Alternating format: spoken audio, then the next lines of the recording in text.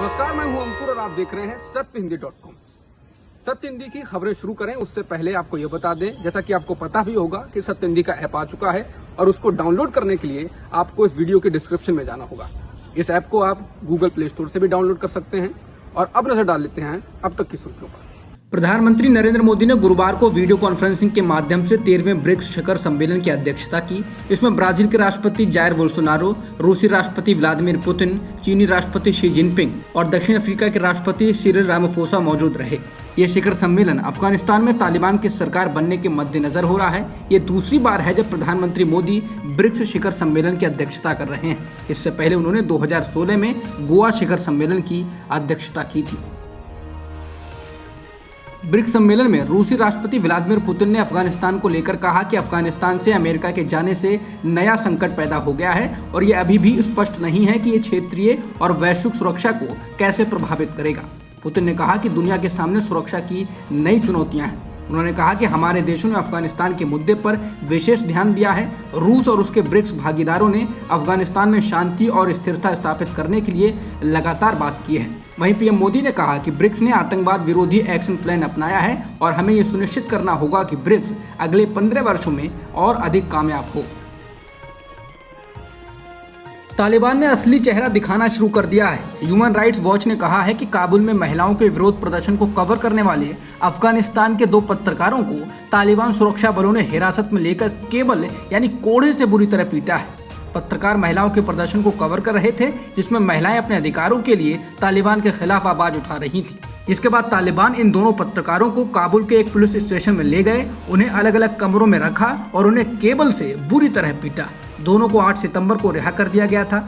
इत्तेलात-ए-रोज के प्रधान संपादक जकी दरियाबी ने कहा कि मेरे 2 सहयोगियों को तालिबान ने हिरासत में लिया और 4 घंटे तक बुरी तरह से पीटा। उन्होंने कहा कि तालिबान की लगातार क्रूरता के कारण दोनों पत्रकार 4 बार बेहोश हो गए। भारत सरकार ने कहा है कि देश के 58% लोगों को कोरोना वैक्सीन की कम से कम 1 डोज लग चुकी है, जबकि 18% लोगों को दोनों डोज लगाई जा चुकी हैं। भारत में कुल 72 करोड़ से अधिक कोरोना वैक्सीन की डोज लग चुकी हैं। प्रेस कॉन्फ्रेंस के दौरान अधिकारियों ने कहा कि भारत में अभी भी दूसरी लहर खत्म नहीं हुई है, क्योंकि देश के 35 जिलों में अभी भी 10% से अधिक संक्रमण दर है, जबकि 30 जिलों में 5 से 10% के बीच है। आईसीएमआर के महानिदेशक डॉक्टर बलराम भार्गव ने कहा कि कोरोना वैक्सीन की 1 डोज कोरोना से होने वाली मौत को रोकने में 96.6% प्रभावी है, जबकि दूसरी खुराक के बाद वैक्सीन मृत्यु को 97.5% तक रोकती है। करनाल में सिर फोड़ने का आदेश देने वाले अधिकारी का बचाव करने का आरोप झेल रही हरियाणा सरकार ने अब कहा है कि दोषी पाए जाने पर किसानों के खिलाफ भी कार्रवाई की जाएगी। हरियाणा के गृह मंत्री अनिल विज ने ये बयान दिया है। एक सवाल के जवाब में विज ने कहा कि अब हम किसी के कहने से तो किसी को फांसी पर नहीं चढ़ा सकते। उन्होंने आगे कहा कि देश का आईपीसी अलग और किसानों का आईपीसी अलग, ऐसा तो नहीं हो सकता है और सजा तो दी जाती है, हमेशा दोष के अनुरूप दी जाती है।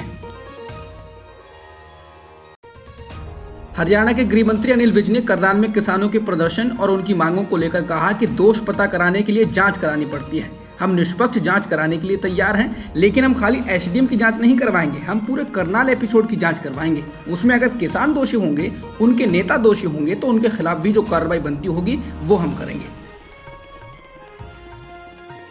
करनाल में अफसर के खिलाफ कार्रवाई की मांग को लेकर किसानों का प्रदर्शन जारी है। किसान नेता गुरनाम सिंह चडूनी ने कहा कि हम उठने वाले नहीं हैं। उन्होंने कहा कि अब वे कब मानेंगे कब नहीं, लेकिन हमारी लड़ाई जारी रहेगी। इसके अलावा उन्होंने आरोप लगाया कि बीजेपी दिल्ली सीमा पर पिछले साल से जारी धरने को कमजोर करने के लिए ऐसी नीतियां अपनाती रही है। उन्होंने कहा कि किसानों की मांगे हैं कि किसानों के सिर फोड़ने का आदेश देने वाले अधिकारियों पर मुकदमा चलाया जाए, दूसरा घायलों को मुआवजा दिया जाए और तीसरा मृतक के परिवार के किसी सदस्य को नौकरी दी जाए।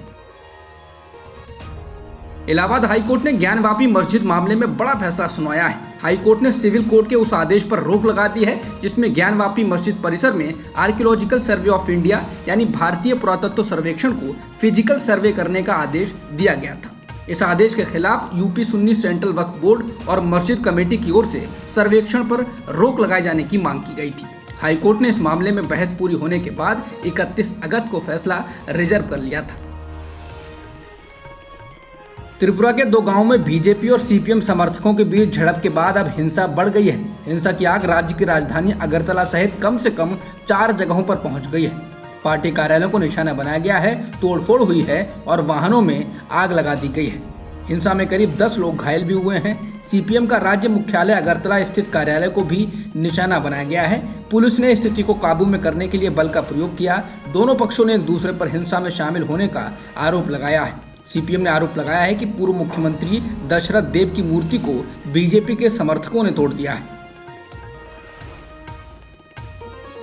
त्रिपुरा में बीजेपी और सीपीएम के लोगों में झड़प को लेकर सीपीआईएम के वरिष्ठ नेता प्रकाश करात ने बीजेपी पर हमला बोला है। उन्होंने बीजेपी पर त्रिपुरा में सीपीआईएम के दफ्तरों पर हमला करने और तोड़फोड़ का आरोप लगाया है और गृह मंत्री अमित शाह से तुरंत कार्रवाई करने की मांग भी की। करात ने कहा कि बीजेपी के गुंडों ने 8 सीपीआई दफ्तरों पर हमला किया और 2-3 दफ्तरों में आग लगा दी और पूरी तरह से उनको बर्बाद कर दिया। इस हमले में हमारे 10 कॉमरेड घायल हुए हैं।